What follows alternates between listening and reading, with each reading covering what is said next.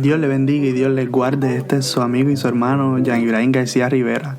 Y les quiero dar la bienvenida nuevamente a su podcast Corazones Pródigos.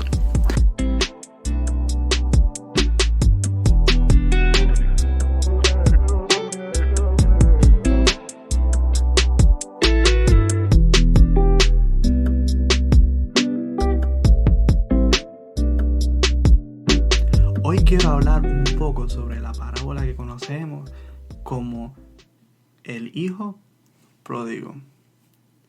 Para comenzar, quiero establecer un poco lo que es su contexto, ¿verdad? La encontramos en Lucas 15, luego de otras dos parábolas.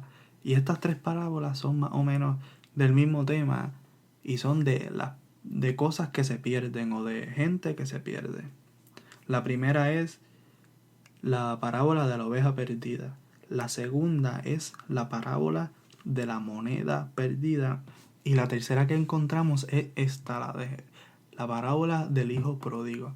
Dependiendo la versión de la Biblia que usted lea, es el título que va a tener. Mayormente las personas que leen la Reina Valera del 60 va a decir la parábola del hijo pródigo. Sin embargo, yo tengo enfrente mío hoy una nueva versión internacional que dice, el título que le ponen es Parábola del hijo perdido, que es mucho mejor para poder entender, ¿verdad? En el contexto que está, vemos que está hablando de cosas que se han perdido y no de algo pródigo, porque a veces confundimos lo que significa ser pródigo, que es malgastar o utilizar de más algo que yo tengo, versus estar perdido.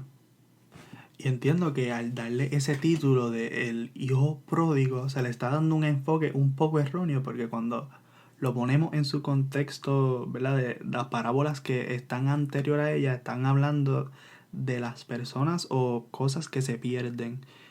Y ¿verdad? En el versículo 1 de este capítulo se deja claro a quienes están escuchando estas palabras que salen de la boca de Jesús. Son los recaudadores de impuestos y pecadores. Y el otro grupo que lo está escuchando son los fariseos que están murmurando en contra de Jesús. Por lo tanto, hay dos tipos de personas que están perdidos, que se deja claro desde el principio del capítulo. El que se cree que no está perdido y el que llega a reconocer que sí lo está. Y quiero hablar un poquito, ¿verdad?, sobre esta parábola que quizás ya mucho hemos escuchado predicaciones sobre esto y yo no quiero que esto sea una predicación, yo solamente quiero destacar varios puntitos que tenemos para el diálogo, para que podamos pensar sobre ella o reflexionar sobre las mismas. Y es que en esta parábola vemos que hay dos hijos y que mayormente se resalta uno por su caída notable. Nos enfocamos mayormente en los detalles de este hijo, de su comportamiento, de su atrevimiento, de malgastar la herencia, del atrevimiento de ir a su padre y decirle, mira, dame la herencia, ya tú estás muerto para mí. De irse lejos a otro país como si su familia no existiera. En fin, resaltamos esta primera parte de la parábola muchas veces. Y cuando hacemos esto es porque muchas veces es un comportamiento que es notable ya, porque como él hizo eso exteriormente, todo el mundo se dio cuenta que él se fue, que él le pidió la herencia al papá y que se mudó de país, se mudó a otra ciudad para hacer todo lo que él iba a hacer. Eso es notable y todo el mundo lo puede ver. Y como algo que todo puede ver, todo el mundo se enfoca en ello, porque como nosotros vivimos bajo un pensamiento ya naturalista y que empiricista, que tenemos que ver todo, ¿verdad? Enfocamos en ciertas cosas, las cosas que se pueden observar y que se pueden ver. Sin embargo, vemos que en otros puntos, ¿verdad? Otra cosa que quiero destacar es que en nuestros puntos más bajos tratamos de llenar nuestros vacíos con cualquier cosa, porque es que muchos de nosotros hemos sido pródigos, en el sentido que malgastamos la gracia que el Señor nos da. La definición de pródigo es alguien que malgasta las cosas que tiene. Y sí, este hijo menor sí fue un hijo pródigo. Fue alguien que malgastó toda su herencia, como dice el texto. Él lo dice que cuando ya lo había gastado todo, sobrevino una gran escasez en la región. Después después de tener toda su herencia e irse a otro lugar, él malgastó todo lo que tenía. Y fue a trabajar con cerdos. Y los cerdos eran un animal impuro para la cultura judía, pero también era de mal visto cuidar los cerdos en las culturas grecorromanas, según lo que estaba leyendo. ¿Y qué quiere decir? Que somos capaces, cuando llegamos al fondo del abismo, cuando ya estamos tan mal, en nuestros puntos más bajos, tratamos de llenar nuestros vacíos con cualquier cosa. Aún sabiendo que es incorrecto, sabiendo que eso no era lo que le tocaba a él hacer, tuvo que hacerlo. Y ¿verdad? Los interpretadores de la Biblia dicen que la hacienda de los cerdos no es otra cosa que una alegoría que ilustra el estado de corrupción del hijo pródigo.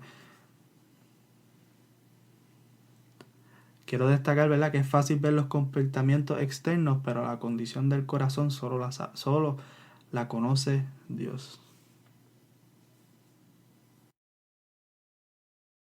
Se le ha dado el énfasis al hijo, mientras el énfasis correcto se le debe dar al padre. ¿Por qué? Porque el padre es otro pródigo. Otra definición para pródigo es el que da en abundancia. Ese padre, cuando llegó su hijo de vuelta a la casa, no fue quien para decirle tú no mereces estar aquí. No fue quien para decirle yo no te quiero más aquí porque tú me acusas, tú me hiciste morir. Para ti yo estaba muerto, yo no te quiero más aquí. Cuando él vio a su hijo que había malgastado todo, él corrió hacia él. En ese contexto, eso es un acto de una mujer. Un hombre no corre en ese tipo de cultura. Y Dios nos ama como una madre ama a su hijo. Que Él está dispuesto a correr hacia nosotros, a nuestro encuentro. Esto a mí me acuerda una vez que cuando yo era pequeño, estaba en un parque temático en el otro pueblo de Puerto Rico, en Orlando. Y yo tenía máximo como 4 años. Y yo me fui a una esquina a jugar con unos portones que habían, que eran de plástico, y abrían y cerraban, ¿verdad? Eran como una puerta. Y yo me fui a ir a jugar allí con esa puerta. Y me recuerdo que ellos iban a ir a una atracción de agua. Eso fue lo último que yo escuché del grupo. Y andábamos como un grupo de más de 10 personas. No recuerdo muy bien eso, porque fue traumático. Pero en realidad, cuando ellos continuaron la reunión, ellos decidieron ir a otro lado primero. Y cuando yo me viro que no veo a mi familia allí, yo comencé a llorar. Y comencé a llorar. Estuve como 5 minutos por ahí llorando hasta que llegó alguien a donde mí. Y pasaron, creo que 3 minutos más, que parece que se dieron cuenta en el grupo.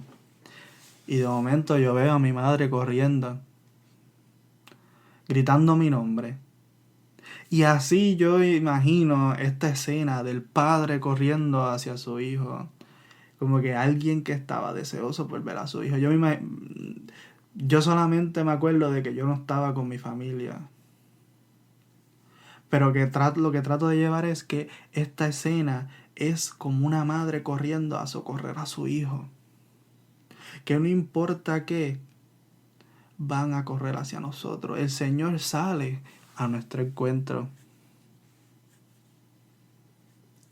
Y este padre no permitió que el hijo dijera que lo tratara como un jornalero, que lo tratara como alguien inferior.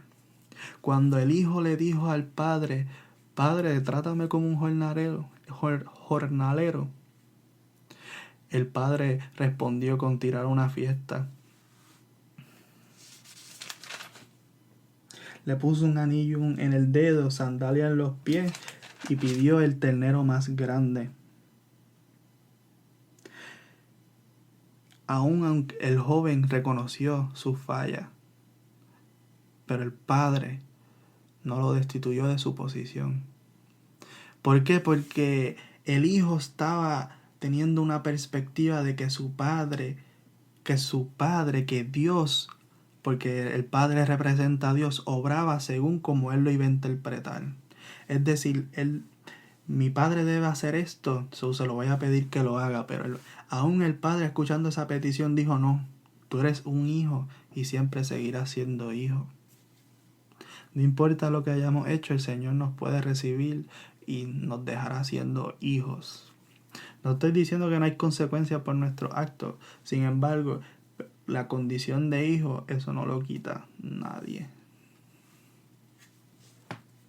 Reverendo Isaías Narváez lo pone de esta forma: ceder al reclamo del hijo menor era equivalente a admitir que Dios obraba según lo interpretaban y no según Él era en sí mismo.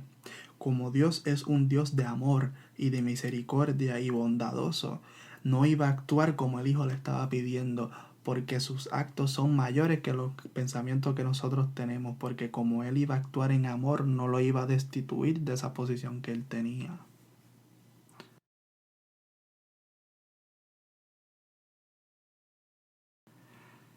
Y como esta parábola se puede dividir en dos partes, lo voy a dejar ahí. Acabamos de dialogar un poco sobre lo que es la primera parte de la parábola de los hijos perdidos y el Padre bondadoso.